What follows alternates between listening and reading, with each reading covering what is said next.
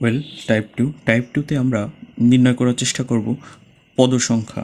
ওকে, তো পদ সংখ্যা নির্ণয়ের সূত্র আমরা কি জেনেছি, জেড মাইনাস এ বাই হচ্ছে ডি প্লাস হচ্ছে অন।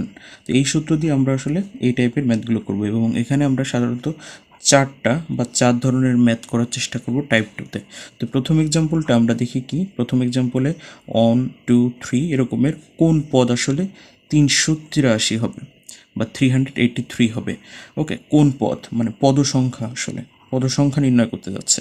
তো আমরা সলিউশনে লিখে রেখেছি, এবং আমরা এখান থেকে আসলে আমাদের জেড এ এবং ডিটা বের করে নিই। তো এখানে জেড আসলে কত, এখানে জেড আসলে দেখো শেষ পদ আসলে কোনটা, 383, তার মানে এটা 383 লিখে ফেলি।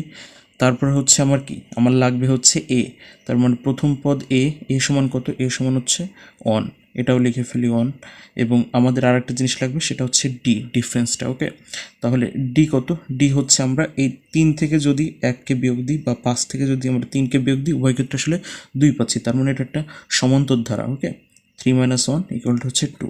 আমরা কিন্তু সব কিছু পেয়ে গিয়েছি, এখন জাস্ট আমাদের পদ সংখ্যা নির্ণয় করতে হবে। ওকে, তো পদ সংখ্যা বা কোন পদ আসলে 383 হবে, আমরা সূত্রে মানগুলো বসিয়ে ফেলি, যে 383 মাইনাস হচ্ছে এ, এ হচ্ছে অন, বাই হচ্ছে ডি কত, এই ডিটা হচ্ছে এখানের জন্য 2, তার মানে 2 বসাই, প্লাস হচ্ছে সূত্রের অন ইকুয়াল টু, আসলে আমরা যদি ক্যালকুলেশন করি এটাকে পাবো হচ্ছে 192।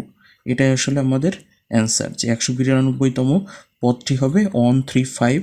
এরকমের করে যদি আমি 192 পর্যন্ত যাই, বা 192তম পদ হবে আসলে 383।